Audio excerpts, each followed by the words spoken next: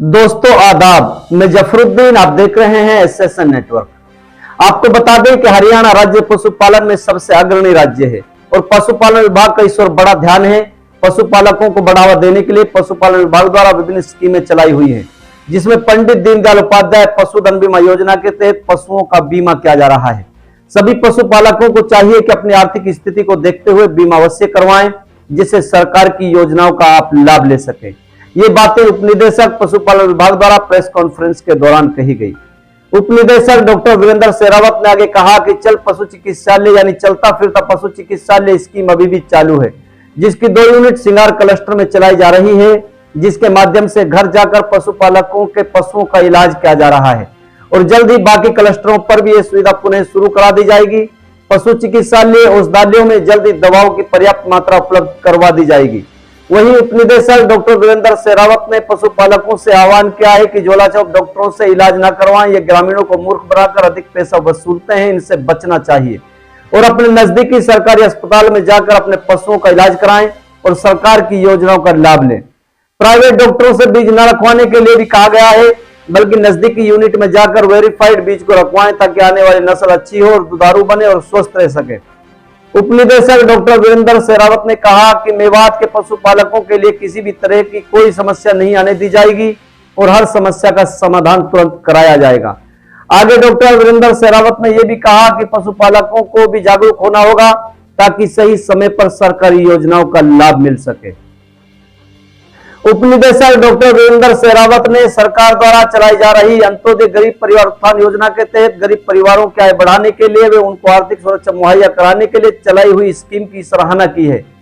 इस स्कीम का लाभ लेने के लिए मेवात जिले में 10,000 आवेदन आए हैं, जिनमें से 4,000 परिवारों को लाभ दिया जा चुका है और लोग अपने व्यवसाय करने में जुटे हैं। देखिए क्या कहते हैं उपनिदेशक डॉक्टर वीरेंद्र शेरावत और देखते रहिए आपका अपना भरोसेमंद यूट्यूब चैनल एसएसएन नेटवर्क। आप इस विभाग पर किस पद पर हैं सर? स्वागत है आपका। मेरा नाम डॉक्टर वीरेंद्र शेरावत है। मैं नूह जिले में उपनिदेशक पशुपालन एवं डेयरी विभाग में कार्यरत हूँ। तो सर, पशुपालन विभाग द्वारा क्या क्या सरकार की स्कीमें हैं जो गौ पालकों को या किसानों को दी जा रही है सर? क्या आप सबको पता है कि हरियाणा पशुपालन क्षेत्र में बड़ा अग्रणी राज्य रहा है। इसी तरह हमारा महकमा भी इस चीज़ में बड़ा योगदान कर रहा है। हमारे महकमे ने पशुपालन को बढ़ावा देने के लिए कई विभिन्न स्कीमें चलाई हुई हैं, जिसके अंदर आप एक नई स्कीम की तरह कह सकते हो, पहले भी चल रही थी पर अब इसका थोड़ा रूप चेंज किया है।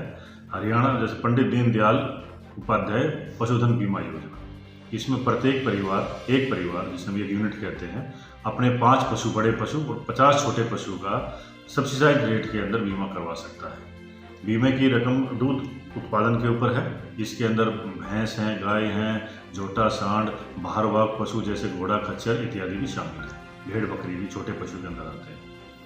तो इसके अलावा सर और जो है कि लोगों की समस्याएं भी है कि वह चला करते थे चल पशु चिकित्सालय जो है ये वैन के माध्यम से जो गांव-गांव में जाती थी, उसको लेके अभी जो बंद हो रखा है, लोगों को समस्याएं आती हैं, तो उसको लेके सर क्या वजह? बंद तो पूर्णतः बंद नहीं हुई है। हमारे यहाँ पे एक मोबाइल वेटिंग यूनिट थी जो एनसीआर के अंदर आने की वजह से 10 साल पूरे हो जाने की वजह से ये थोड़ी देर के लिए अभी रुकी हुई है।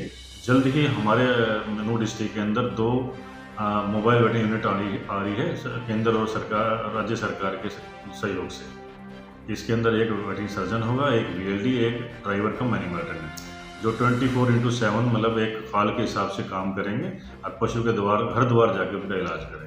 इलाके में सर सिंगार क्लस्टर के अंदर भी हमारी 2 मोबाइल वेटिंग यूनिट अभी भी कार्यरत है। इलाके के अंदर सर जो प्राइवेट डॉक्टर हैं वो उनका बोलबाला ज़्यादा है कि बहुत ज़्यादा चार्ज भी लिया जाता है, तो उसको सर किस तरीके से आप देखेंगे? कुछ समस्याएं बीच बीच में आती ही रहती हैं कि प्राइवेट पशु वाले, प्राइवेट मतलब जिसे कहते हैं झोला छाप डॉक्टर ग्रामीणों को मूर्ख बना के पैसे ऐंठ लेते हैं। पर मैं इसमें ये कहना चाहूँगा कि हर एक ग्रामीण को भी थोड़ा आप जागरूक होने का समय आ गया है। आप अपने निकटतम जो भी नज़दीक से नज़दीक पशु संस्था है वहाँ पे अपने संपर्क करें। वहाँ पे पशु चिकित्सालय या पशु औषधालय वहाँ पे अपने जाए, उसमें आपको बिल्कुल मुफ्त इलाज मिलेगा। ये मैं इसमें कहूँगा, उनके पशु मतलब झोला छाप डॉक्टरों के चक्कर में ना आए। गौ पालकों का अधिकतर सर ये कहना है कि ज़्यादातर दवाइयाँ जो है मेडिकलों से लेनी पड़ती हैं, बहुत ज़्यादा दवाइयाँ हॉस्पिटल में नहीं मिलती हैं। तो सर इस समस्या को किस तरीके से? 2-4 महीने से कुछ दिक्कतें आ रही हैं।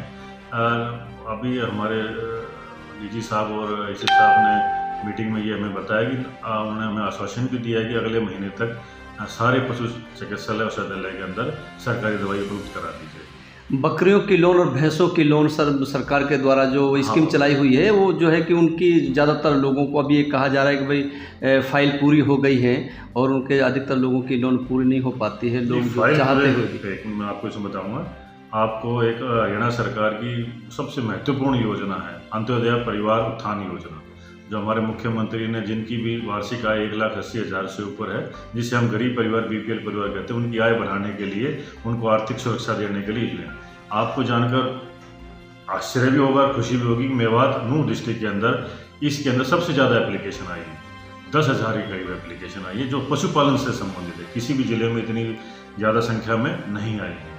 इसमें से कम 4,000 के अंदर उसका डिस्पर्स भी हो चुका है, लोगों को मिल चुका है। इसमें भैंस इकाई है, गाय इकाई है, भेड़ इकाई है, बकरी इकाई है और कुक्कुट जिसे हम पोल्ट्री कहते हैं वो इकाई है।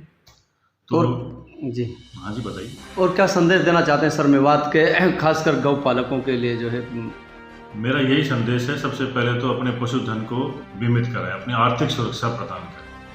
अगर आजकल पता लग गया पशु की कीमत इतनी ज़्यादा हो गई है, अगर किसी की अनहोनी में, बीमारी में, किसी चीज़ एक्सीडेंट में डेथ हो जाती है तो उस बेचारे किसी पशुपालक को दोबारा पशु खरीदना ही पड़ेगा, उसको डबल चोट लगती है। इसलिए मेरा सभी पशुपालकों से अनुग्रह है कि अपने सबसे पहले अपनी नज़दीकी संस्था पर जाके अपने पशुधन का बीमा करवाएं। दूसरा, अपने पशुधन जैसे गाय भैंस हैं, इसका सरकारी संस्था में जो बीज हैं जिसे हम AI कहते हैं उसी से कराओ। जो लोकल झोटे हैं उनके पास ना जाओ, क्योंकि हमारे जो झोटे हैं ये एक वेरीफाइड टीके बन के आते हैं, जो उनकी दुग्ध क्षमता, उनकी आगे वाली जनरेशन आने वाले में दुग्ध क्षमता को काफ़ी बढ़ोतरी करेंगे। ठीक है।